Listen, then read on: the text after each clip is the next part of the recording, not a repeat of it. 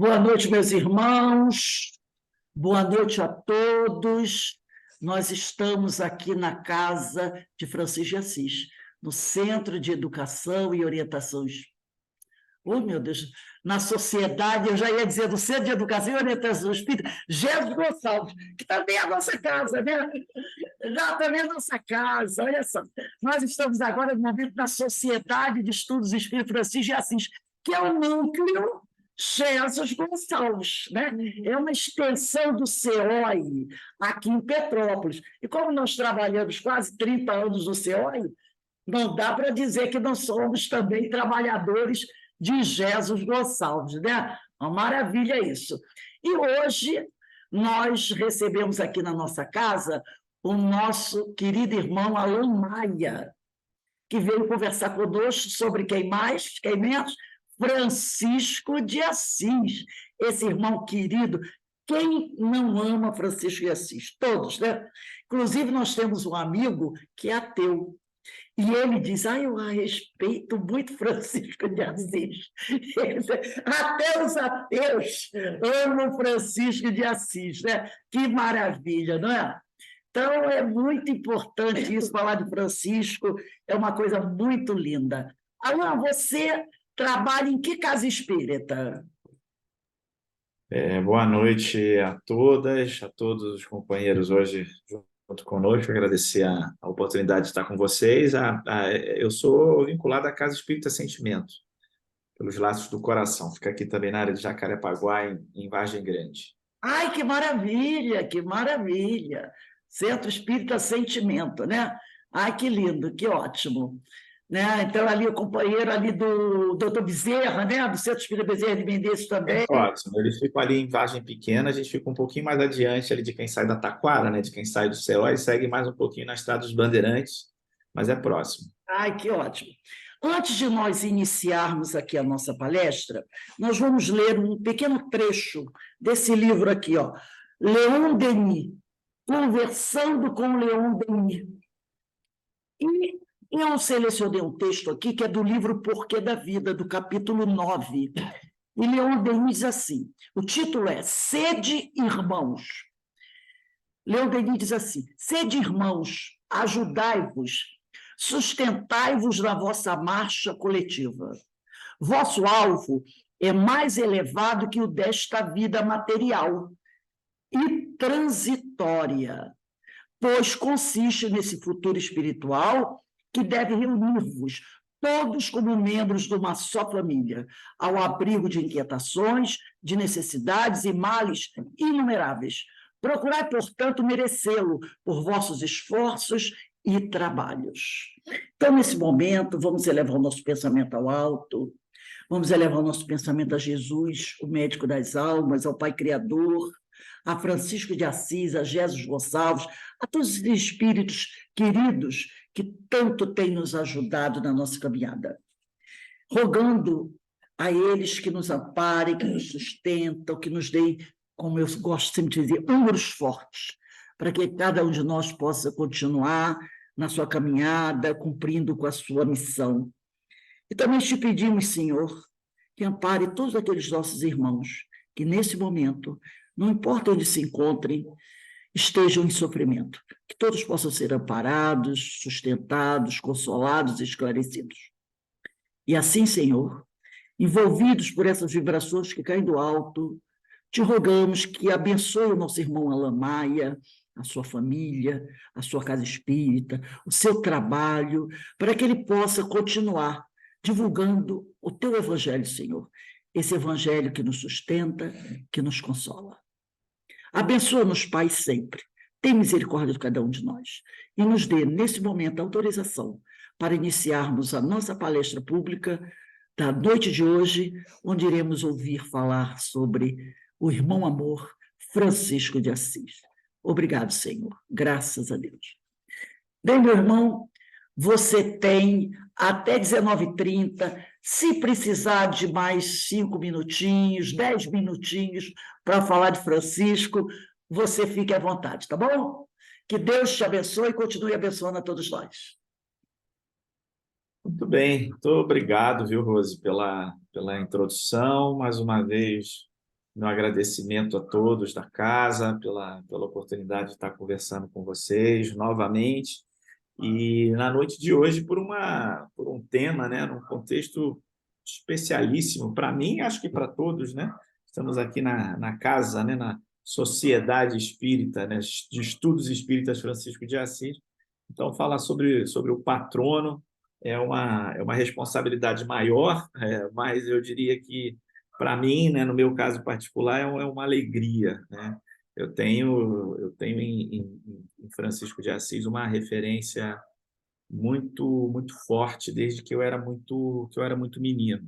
Eu estou com 45 anos, e desde a adolescência, né, eu tive um convite, uma oportunidade de estreitar os laços do sentimento e os vínculos da alma, né, com o franciscanismo, com a figura de Francisco ou de São Francisco. Se eu aqui em algum momento fizer essa e atribuir o sentido da santidade, que me perdoem as devidas escusas de estarmos num ambiente espírita, mas às vezes até por vício de linguagem, em diferentes espaços em que a gente frequenta, conversa sobre esse tema, mas desde que eu dizia, desde a adolescência, né, que recebi um convite através de um amigo dentro de uma casa espírita em Jacarepaguá. A Rose seguramente conhece, o Eurípides Barçanufo, ali bem próximo do CEOI, e nós tínhamos ali um grupo de teatro que anos depois veio a se conformar no mesmo grupo, na mesma equipe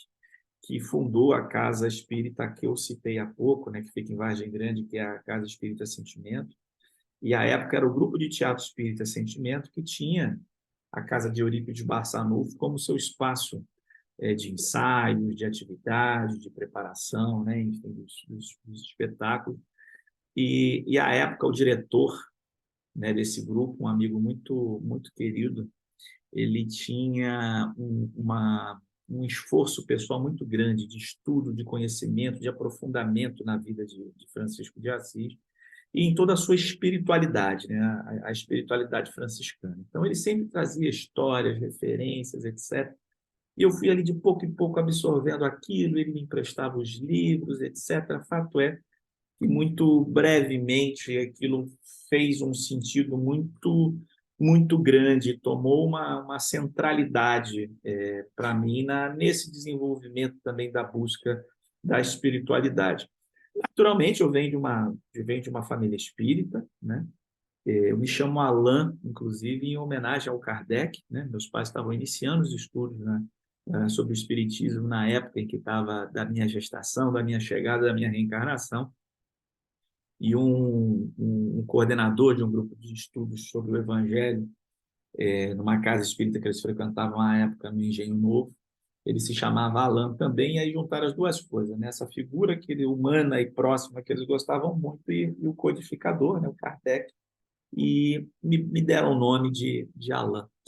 E espírita desde o nascimento, porém encontrei na figura de Francisco uma forma muito própria e muito peculiar, e isso não é um achado meu propriamente, ao contrário, eu apenas me permiti também permear-me desse olhar, dessa visão, de tal forma que isso foi se fazendo tão presente que aquele grupo do qual eu fazia parte, o Grupo Sentimento, Grupo de Teatro, isso já tem no começo dos anos 1990, 93, 94, que eu falava desse contato, né, com o teatro e os primeiros estudos sobre Francisco de Assis.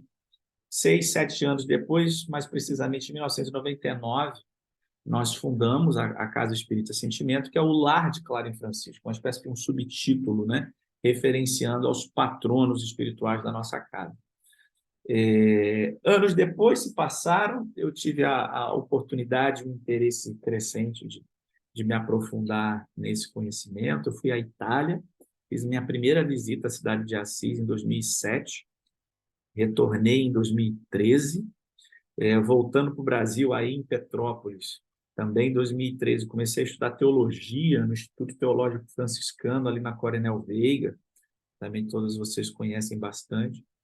E ali eu permaneci por cerca de 2 anos, não consegui concluir, né? Até já vida adulta, família, trabalho. Então, eu ia à aula, era um curso de graduação normal, 1, 2 vezes por semana, então era um ritmo lento. Mas, para mim, o que mais valia era a oportunidade, sim, de aprender, de conviver, né, com os irmãos franciscanos. Tinha muitos agostinianos que também estudavam com a gente. Foram outros vocacionados, padres, né, o que estavam estudando, seminaristas, né, para serem padres. Enfim, era um convívio fraterno ali que muito me alimentava e também me aprofundei ali no estudo da espiritualidade franciscana. Só a partir de 2013 e 2014. Em 2017, eu retorno a Assis pela terceira vez, e dessa vez por lá eu permaneci por quase 4 meses.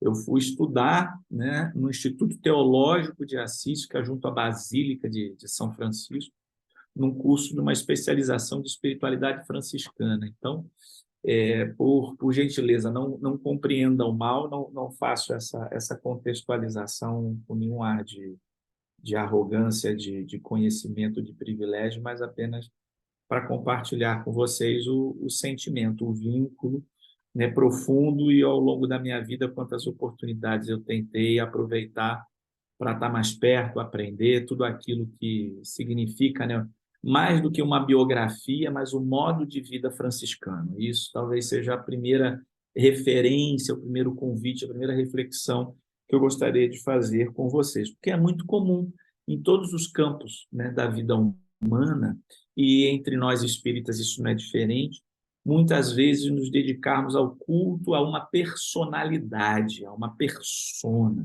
né? Então, relembramos fatos históricos, biográficos, gostamos muito daquilo que é o espetacular, aquilo que é o extraordinário, os fenômenos, os milagres, e aí, enfim, tudo isso que está na ordem da metafísica, tudo aquilo que nos escapa à compreensão.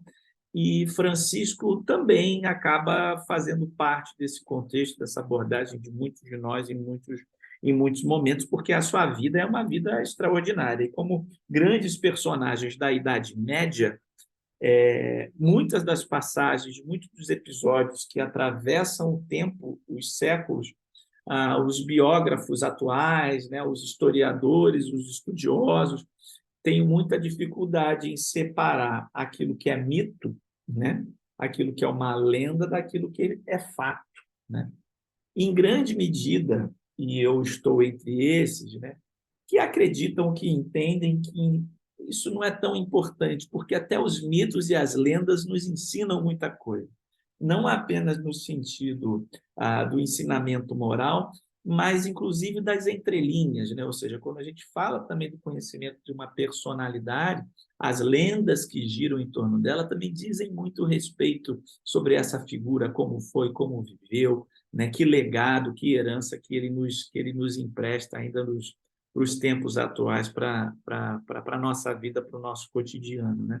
Então, muito mais do que o culto a uma personalidade de Francisco de Assis, eu gosto sempre, em momentos como esse, convidar a audiência para refletirmos, conhecermos e nos aprofundarmos sobre o modo de vida franciscana ou franciscano, porque o principal objetivo da vida de Francisco era a imitação do Cristo, né? Aí a gente pode dizer assim, mas a vida de Cristo está lá descrita nos evangelhos, e é verdade, né? Nas mais diferentes tradições cristãs, a católica romana, nas igrejas ortodoxas, nas igrejas protestantes, nas suas mais diversas denominações, dentro de cada um desses agrupamentos temos as diferentes correntes, grupos, irmandades, etc. E cada uma delas se apropria, né? Cada uma delas enfatiza, cada uma delas se esforça em observar, praticar determinados aspectos, né?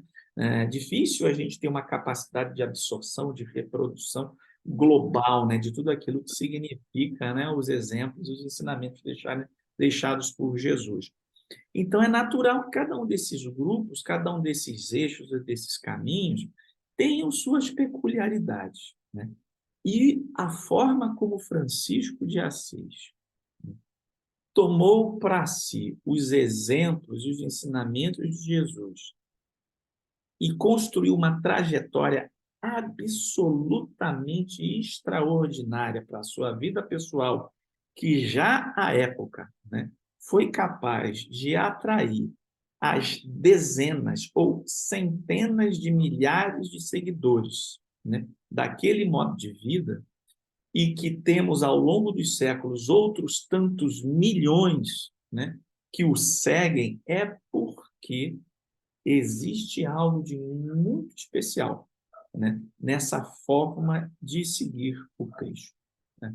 Então, eu reforço aqui nessa introdução. Muito mais do que o culto a uma personalidade que eu acho, seja ela qual for, né? É sempre uma abordagem rasa e fria. O mais interessante é a gente tentar conhecer e se aprofundar, não na reunião de hoje, que é demasiadamente curta, mas para a nossa vida em outros momentos.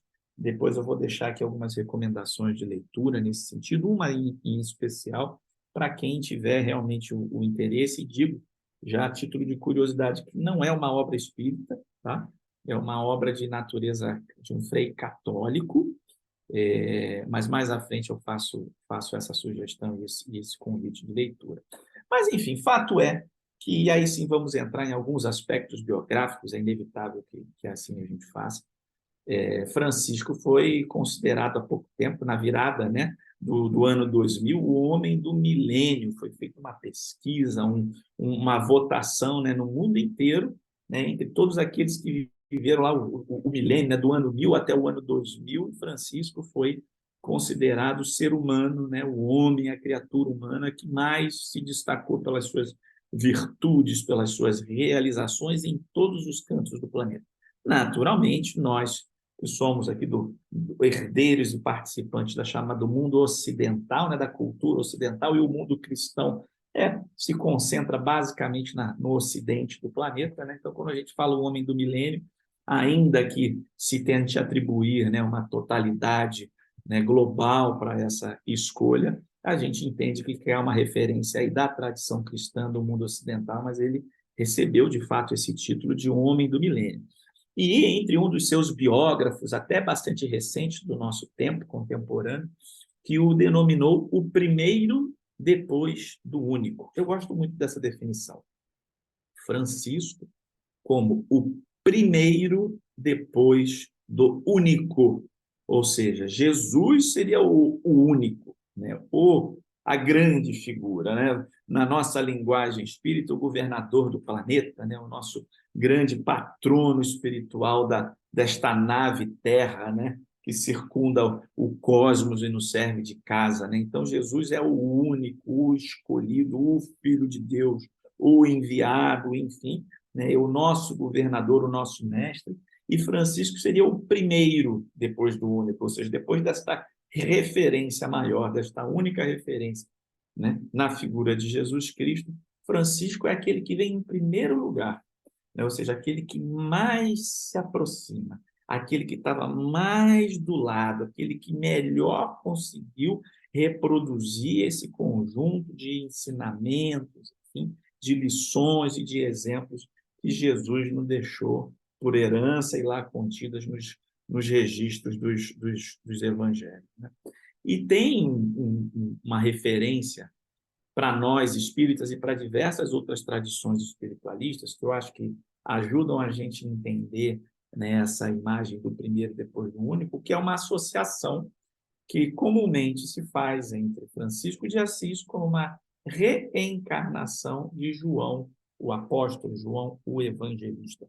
Particularmente, eu não estou entre aqueles que gostam sempre de fazer essas referências. Não, fulano é o cicrano reencarnado. Cicrano, e eu não vejo muita serventia, para ser honesto, na maioria das situações.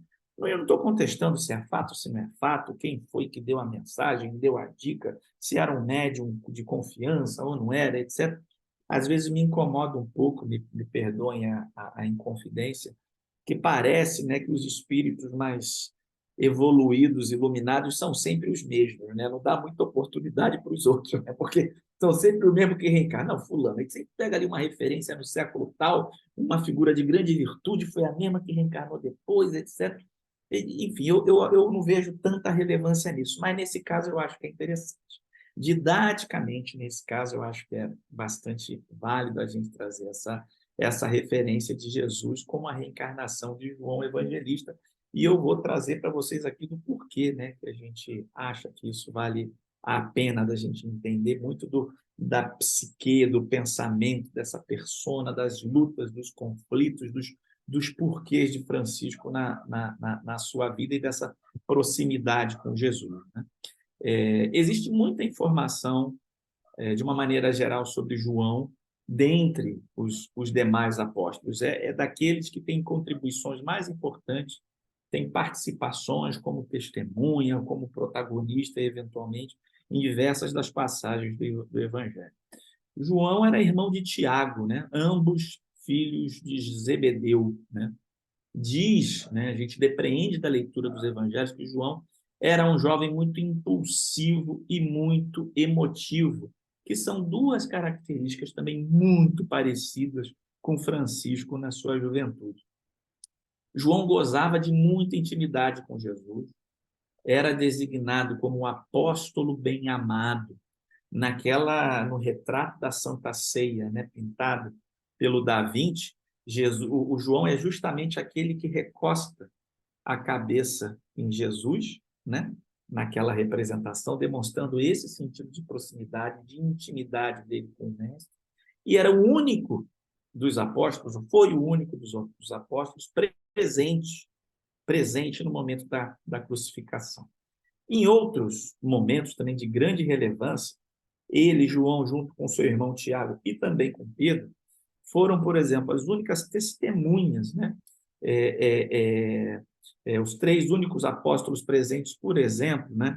No momento da volta à vida da filha de Jairo, né? Ou seja, quando um daqueles fenômenos, daqueles ditos milagres que Jesus ressuscitou alguém, né? Assim, Jairo, Lázaro e tal, mas Jairo, né? A filha de Jairo, melhor dizendo, né? Ela também é atribuída ali um retorno à vida, um despertar, né? Ele era um dos que estava presente nesse momento, né? João.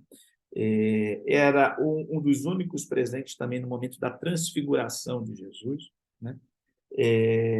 Foram um dos únicos ao lado dele, lá naquele momento final da agonia do retiro de Jesus, lá às vésperas, né, da prisão, martírio e crucificação ainda, né, nas vésperas ali no Getsemane, né, do jardim, daquele momento ali de uma aflição final, de oração final, de preparação final de Jesus para o desfecho da sua jornada na terra. João era um dos que estava ali ao lado dele, acompanhando tudo aquilo.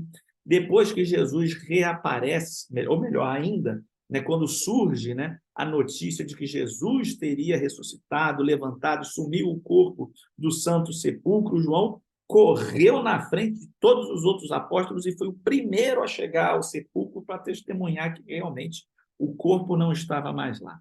Mais adiante, né, quando começam a circular as notícias de que Jesus estava aparecendo para as pessoas, para os apóstolos nas praias da Galiléia, ele foi o primeiro a reconhecer que realmente era Jesus que estava ali presente dele, junto a eles, né?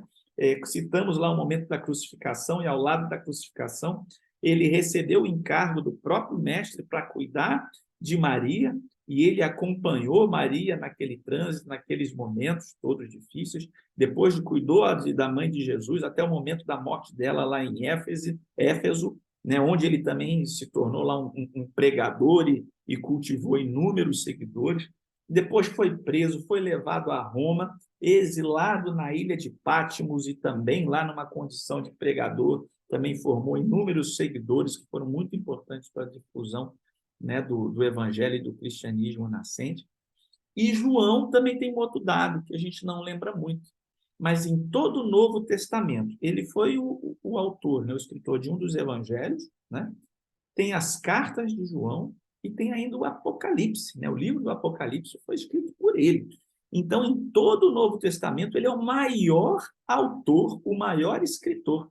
A maior quantidade de textos do Novo Testamento é de autoria, ou são da autoria de João, que viveu mais de 70 anos após a crucificação de Jesus. Ou seja, encerrando aqui essa breve introdução. Era uma alma, era um espírito absolutamente devotado, próximo, íntimo de Jesus, né?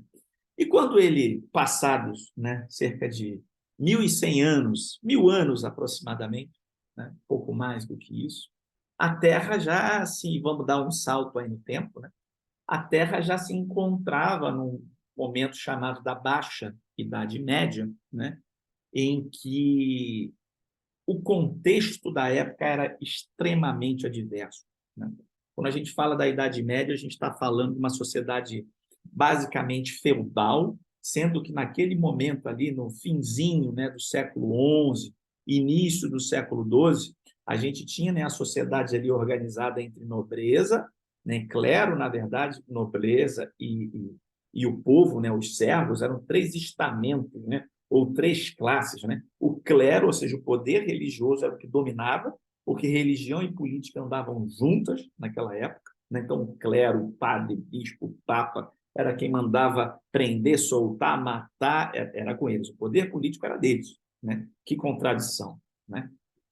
Tínhamos os nobres, que eram os ricos, os donos da terra, das fazendas, enfim, e que viviam ali em conchavos, né, com o clero, também disputando pelo poder financeiro um pouco do poder político da época, e uma grande massa, né, não é muito diferente do Brasil dos nossos dias atuais, onde a gente tem ali uma sociedade muito estratificada, né? Os poderosos ricos estão lá no topo dessa pirâmide, temos uma base larga do povo trabalhador, dos servos, né, a quem sobra muito pouco para poder viver com dignidade. E tinha um fenômeno interessante naquela sociedade daquele tempo, que era o surgimento da chamada burguesia. As cidades estavam começando a crescer, a se organizar, o comércio se intensificava, as trocas, enfim. E é nesse contexto que Francisco reencarna, e o pai dele era um pequeno burguês, um comerciante muito hábil, muito astuto, Pedro Bernardone, e faz fortuna. Fortuna essa que ele, né, desejava passar para esse seu filho, que, como lembramos, tinha uma personalidade muito próxima, né, de João Evangelista, conforme nós descrevemos, muito emotivo, muito impulsivo, era realmente assim um jovem com um coração muito bom, mas era um jovem do seu tempo, né? Gostava das festas, gostava de namorar, gostava de cantar, gostava de fruir das alegrias, né, da sua juventude de uma forma muito ingênua até certo ponto, né? Muito se fala dos tempos de juventude de Francisco, e é bom a gente fazer algumas distinções. Ele não era propriamente alguém entregue aos vícios, ele tinha um bom coração, mas era um jovem do seu tempo. Simples assim. Sem maturidade suficiente e certamente cercado pelo contexto reencarnatório de um pai muito rico, que dava a ele todo o sentido de facilidades, né? E uma mãe extremamente devotada, né? Cresceu ali como numa redoma de ouro, né? Nos tempos atuais, a gente ia chamar ele de playboyzinho ou de filhinho de papai, né? Era exatamente essa a imagem. E um jovem extremamente carismático, né? Com capacidades artísticas de destaque, de tal forma que ele exercia uma espécie de liderança, né, frente ao seu grupo. Era um jovem muito popular, muito famoso entre a juventude de Assis. E ele reencarna realmente assim num momento muitíssimo complicado, quando a gente fala da vibração espiritual do momento, né? Era extremamente adverso. E era tão adverso que foi necessário que Jesus, né, nas suas diretrizes, né, para o mundo, na evolução do planeta, das sociedades humanas, né, e de toda a humanidade, vendo os acontecimentos que estavam se dando, precisou realmente lançar mão de alguém em quem ele tinha extrema confiança e depositar a essa figura um papel importantíssimo na recondução daquela que era a principal entidade, instituição herdeira da sua mensagem, dos seus ensinamentos, que era a Igreja Romana. Só para vocês terem uma ligeira ideia de quão complicado era aquele momento, Francisco nasce aproximadamente, não se tem certeza, em 1182, final do século XII. 1182. 7 anos antes dele reencarnar, o Papa da época, que era o Gregório VII, ele se declara acima de toda a autoridade terrena. Sabe aquela coisa da infalibilidade papal? É dessa época, ou seja, era Deus na terra e o Papa, Deus no céu, perdão, e o Papa na terra. Né? Então, aquela ideia da infalibilidade, né? Assim, ou seja, o Papa tem autoridade, ele é perfeito, infalível, ninguém tem direito de contestá-lo em nada. Isso é uma medida de ordem jurídica, registrada, documentada, e isto se deu em 1075, perdão, cerca de um século antes de Francisco nascer. Em 1186, né, ou seja, 4 anos depois, quando o Francisco tinha cerca de 4 anos, era uma criança ainda muito pequena, né, foi estabelecida no Concílio de Verona a Santa Inquisição, que era, né, as medidas de absoluta arbitrariedade, né, de violências, prisões, torturas, assassinatos, etc., né, que perdurou por pelo menos 500 anos, né, e que se estima que mais de 1 milhão de pessoas foram mortas a partir deste rito, deste ato em nome da Santa Inquisição, né, ao longo dos séculos. 1 milhão de pessoas mortas, sacrificadas ao longo de 5 séculos de perseguições. E isto tem início no exato momento em que Francisco reencarna, ou seja, toda aquela observação do mundo espiritual, de que forma que a humanidade estava se organizando em torno, né, de objetivos e propósitos absolutamente tenebrosos, né, era necessária uma ação contrária para que a luz pudesse resplandecer e, de alguma forma, fazer contraponto àquele momento. Quando Francisco completava cerca de 4 anos, as cruzadas que já existiam e eram também invenção dessa época, de quando ele reencarnou, quando ele tinha cerca de 10 anos, né, há um conflito, né, entre as igrejas, né, do Oriente e do Ocidente, né, e eles declaram guerra de tal forma que a igreja do Ocidente, a igreja romana, né, conquista, domina e subjuga a igreja de Constantinopla, né, a sede da igreja do Oriente. Ou seja, eles estavam brigando entre si, não era mais cristão contra muçulmano, era cristão contra cristão, católico contra católico. Isso quando Francisco já estava ali entrando na adolescência, chegando aos 16, 17 anos. Quando Francisco faz 20 anos, em 1212, tem o registro da chamada Cruzada das Crianças. Acreditem, se quiser. Eram crianças recrutadas para irem cruzar lá o Mediterrâneo, lá para o outro lado, para a Terra Santa, para retomar, né, todos aqueles sítios, né, onde se entendia que a herança, as bases do cristianismo, que estavam sob posse do povo muçulmano, né, do islamismo, tinham que retomar aquilo, né, para as tradições, para as forças e para a igreja cristã, né, as chamadas Guerras Santas. Então, assim, é uma série de episódios que demonstram, né, o quanto que o momento do planeta, o momento da humanidade era absolutamente de descaminho, né, e indo numa direção de retrocessos, o mal prevalecendo, as sombras dominando. Então, era necessário fazer a luz voltar, a luz brilhar, e Francisco reencarna exatamente nesse momento com essa atribuição. Conforme falávamos, nasce, né, numa família rica, cercado de todo sentido de conforto, de facilidades, era esse jovem expansivo, carismático, que vivia e fruía, né, das alegrias e prazeres do seu tempo, embora tivesse uma capacidade, uma sensibilidade, um coração muitíssimo especial, e toda essa origem que nós descrevemos, uma referência tão importante como essa, tendo ele, né, sido João o Evangelista, convivido com Jesus de forma tão íntima e tão próxima, mas ele sente em determinado momento da sua vida que havia um chamado importante, né, para ele de fato desempenhar.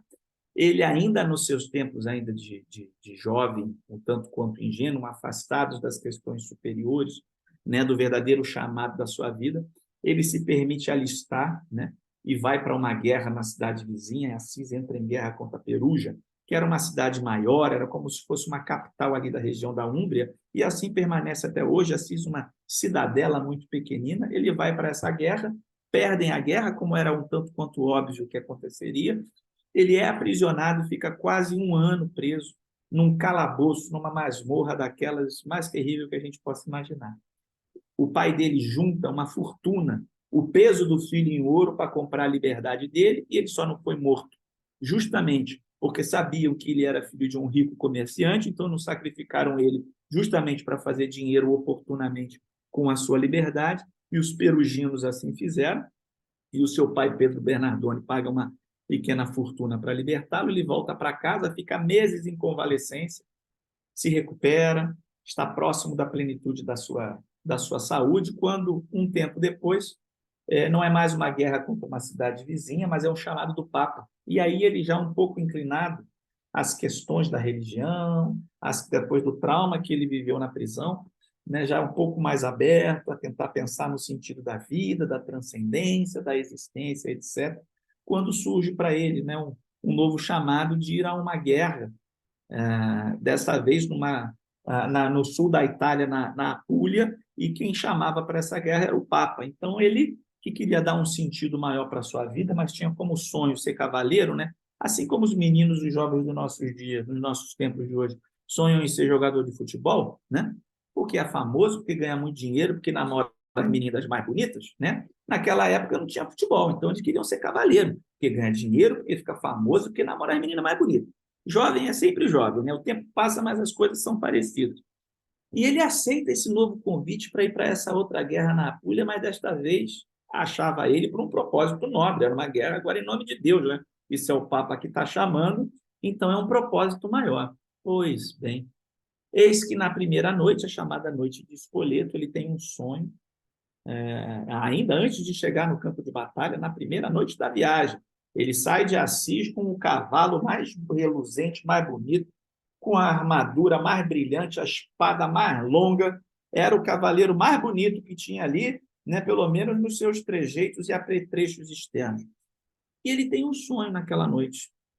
E no sonho ele ouve uma voz que diz a ele assim: o que vale mais a pena, servir ao Senhor ou ao servo? E eis que ele responde ainda no sonho de que era mais valioso servir ao Senhor e não servir ao servo, né?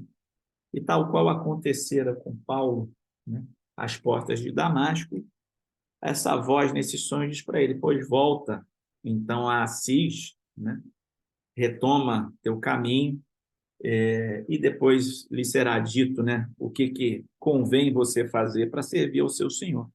E ele volta para Assis no dia seguinte e chega a Assis sem cavalo, sem lança, sem nada, e ele é tomado como um covarde.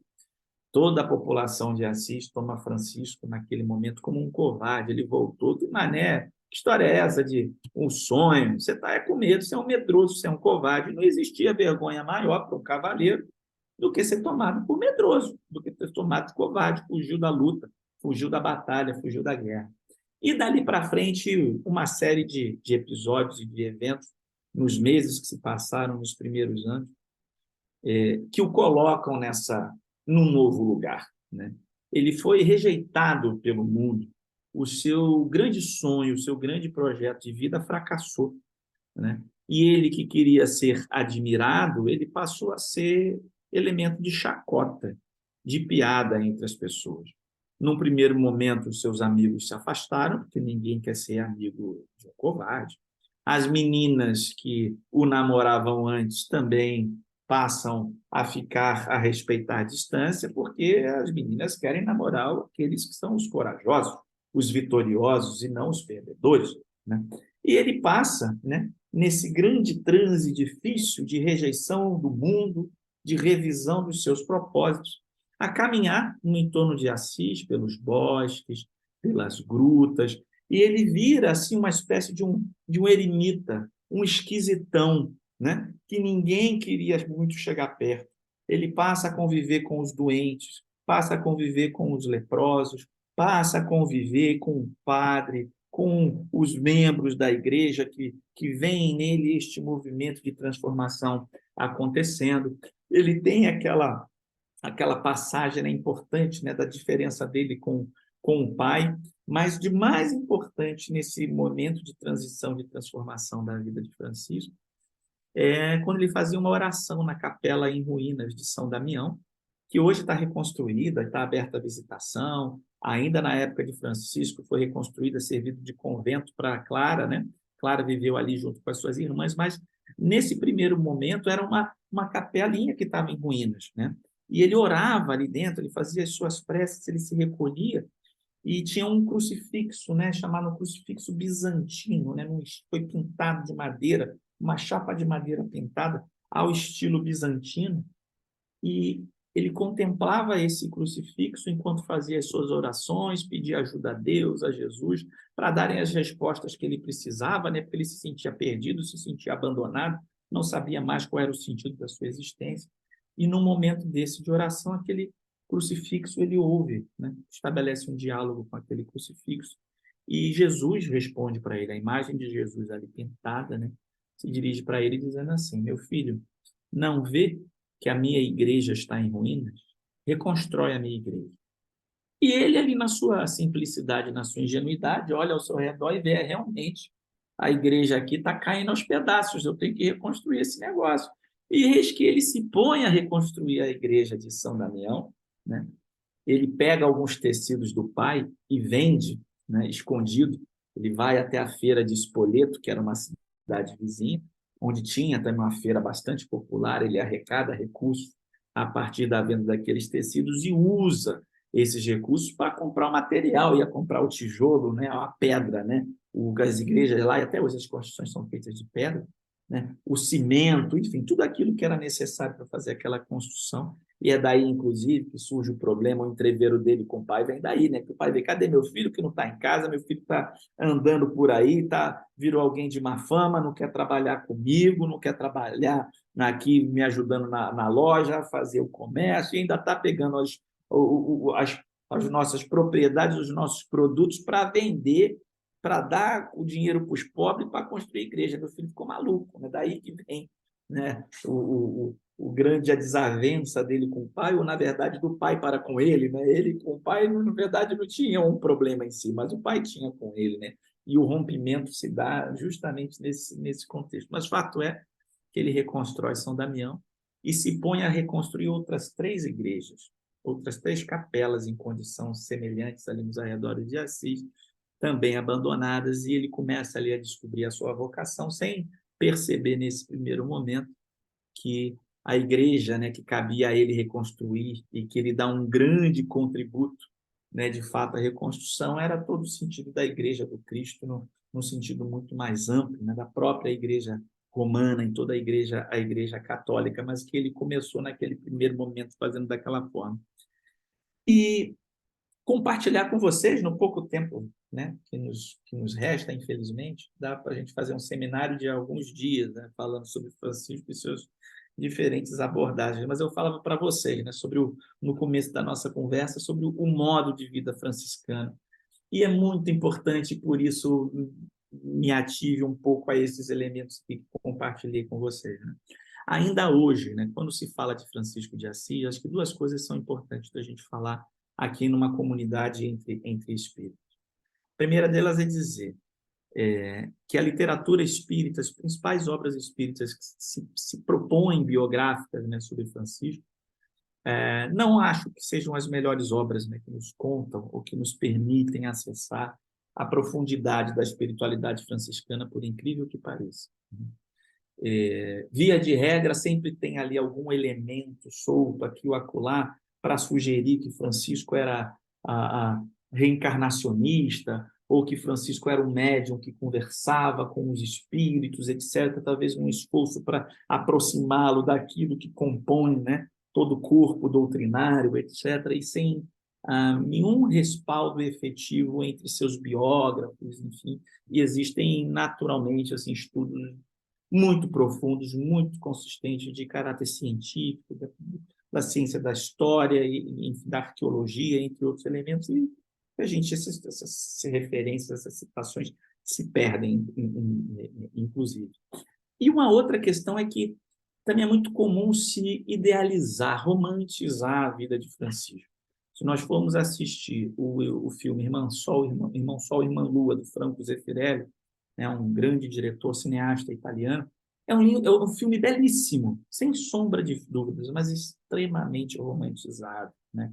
É Francisco andando, correndo nos campos, ao lado de Clara, enfim. E não que isso não houvesse, de certa forma, há pertinência nessas referências, mas é muito circunscrita a um determinado momento de vida de Francisco. E Francisco era uma figura, uma personalidade muito densa, para o bem e para o mal, né?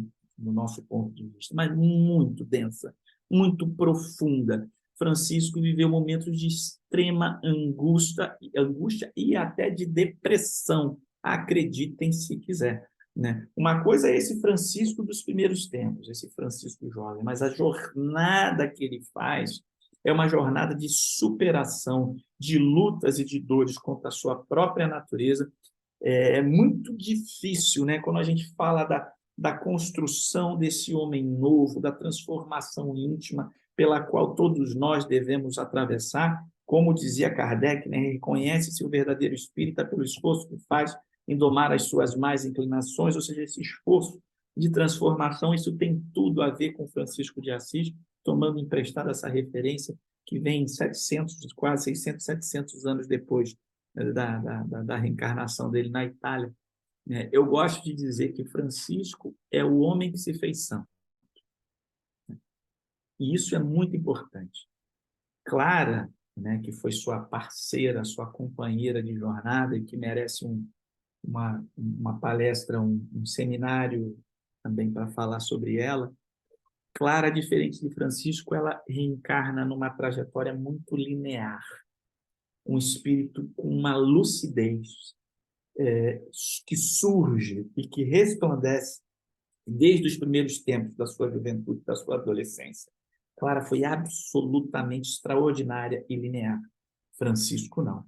Francisco tem essa autenticidade da juventude, com os erros, com a leviandade, com a ingenuidade, não com maldade, mas com a ingenuidade da juventude que lhe emprestava, e ele precisou fazer um trajeto, uma jornada absolutamente desafiadora, desde os primeiros tempos da prisão, depois a vergonha, a humilhação, a exclusão da sociedade, esse mergulho interior do autodescobrimento, o voto de pobreza e tudo aquilo que ele fez para si, para imprimir em si as marcas do Cristo, né? Ele dizia, se Jesus não tinha uma pedra, né, para reclinar na cabeça, o que eu, que sou o maior pecador do mundo, e ele assim se dizia, eu sou o maior pecador do mundo, eu não posso me permitir nenhum tipo de facilidade, nenhum tipo de luxo, nenhum tipo, nada. Então foi uma vida de alguém assim absolutamente obcecado, né, pela reprodução em si, no seu cotidiano, no seu contexto, nas suas escolhas, uma condição de subalternidade, de serviço, de amor, de doação plena, né? Então, quando se fala de Francisco nesse lugar de pobreza, o voto de pobreza, que é muito presente, né? Até hoje, quando se fala de alguém muito pobre ou alguém que rejeita as riquezas, logo se traz uma lembrança, né, também do voto de pobreza de Francisco, que não era exclusividade dele, né? Muitas outras correntes, né, dentro do catolicismo, das religiões, também fazem votos semelhantes, né? Então, uma outra questão, mas ele levava isso à radicalidade. Então, Francisco era um exemplo de vida de entrega a Deus, de disponibilidade ao amor e ao serviço. E para encerrar essa nossa fala com essa ilustração, eu vou ler para vocês um trecho bastante curto de O Irmão de Assis. E é essa a sugestão de leitura que eu quero deixar para quem tenha interesse de conhecer mais profunda e autenticamente essa extraordinária figura, esse espírito maravilhoso, Francisco de Assis. A autoria é de um frade franciscano de origem espanhola, radicado no México, já desencarnado, já tem poucos anos que desencarnou, chamado Inácio Larrañaga. Larran, tio em cima, né? No espanhol seria o nosso NH, Naga, Larranhaga, Frei Inácio Larranhaga, o irmão de Assis. Depois joga lá na internet, aí a gente vai achar. E diz assim sobre essa vocação, né? Esse mergulho na gratuidade, o voto de pobreza e essa disponibilidade para Deus de Francisco. Abre aspas. Era o homem mais livre do mundo. Não estava vinculado a nada. Não podia perder porque não tinha nada. O irmão não tinha roupa, comida, nem teto. Não tinha pai, mãe, irmãos. Não tinha prestígio, estima, amigos, vizinhança. É na terra despojada e nua que nasce e cresce. Alta, a árvore florida da liberdade. Quando todas as seguranças falham, quando todos os apoios humanos estão por terra e voaram enfeites e roupas, a pessoa, nua e livre, encontra-se, quase sem querer, nas mãos de Deus. Meus amigos e minhas amigas, obrigado pelo convite, obrigado pela paciência e que tenhamos outras oportunidades para falar sobre Francisco de Assis. Dia 4 de outubro, está chegando daqui a 2 dias, que ele toque os nossos corações e nos inspire a servir e a amar. Uma boa noite. Eu agradeço muito ao nosso irmão Alain, essa palestra linda sobre Francisco de Assis, né? Nos emocionou a todos. Realmente falar de Francisco é uma maravilha. A gente ficaria aqui horas ouvindo, né, falar da vida desse homem maravilhoso que é chamado de o imitador do Cristo. Então, meu irmão, muito obrigado, tá? Por nos ter brindado com essa palestra, com o seu conhecimento, e com certeza, no futuro, faremos um trabalho mais aprimorado, mais longo, mais detalhado, porque Francisco merece que a gente conheça com mais profundidade a sua vida. É realmente muito bom. Eu adorei, com certeza, os irmãos que aqui estão também gostaram, né? Eu vejo pela aparência deles, ouvir falar de Francisco é uma maravilha. Com certeza, nós vamos estudar um pouco mais no futuro, com um pouco mais de profundidade, a vida desse homem, que é um exemplo para todos nós, né?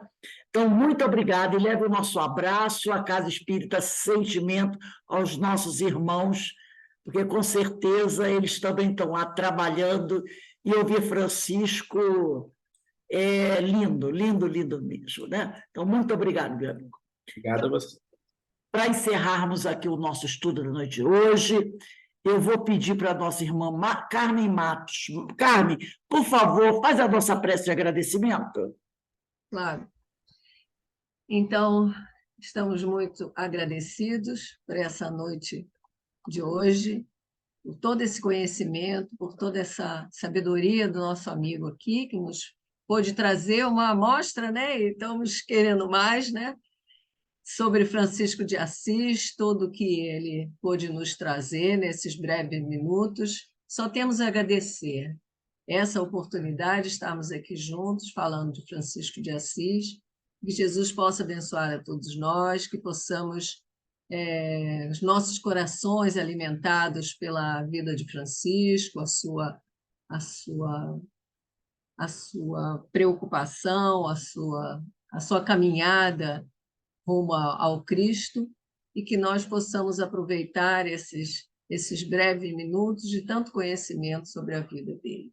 Que Jesus abençoe a todos nós, abençoe nosso amigo Alain, abençoe sua família, sua casa espírita, e que possa continuar com essa sua jornada de palestras, de estudos de espíritas, para que possa contagiar a todos sobre o seu conhecimento. Que Jesus abençoe a todos nós aqui presentes, nos 2 planos da vida, e muito gratos por essa noite de estudos. Graças a Deus. Graças a Deus. Bem, meus irmãos, nós estamos aqui encerrando a nossa reunião da noite de hoje. Mais uma vez, muito obrigado pela participação de vocês e muito obrigado, Alain, por tudo. Muito bom, Com certeza, excelente. gostou muito do nosso trabalho, tá bom? Então, Ô, Rose, só um minutinho. Alain, eu te conheci jovem ainda e não entendi todo esse trajeto que você fez. Agora eu entendo. Parabéns. Continue trabalhando, meu amigo. Obrigado, Ana. Um Que bom. abraço. Um abraço, um abraço. então, ó, um beijo no coração de todos, meus irmãos. Fiquem com Deus. Amanhã estaremos Boa noite a todos. no nosso estudo evangélico. Tchau, gente. Tchau. Tchau. Felicidades para todos. Felicidade para todos. Fiquem com Deus, que o Senhor sempre nos abençoe. Vamos encerrar aqui a reunião para todos, tá bom? Tchau, tchau. Boa noite, Alain. Boa noite, meus amigos.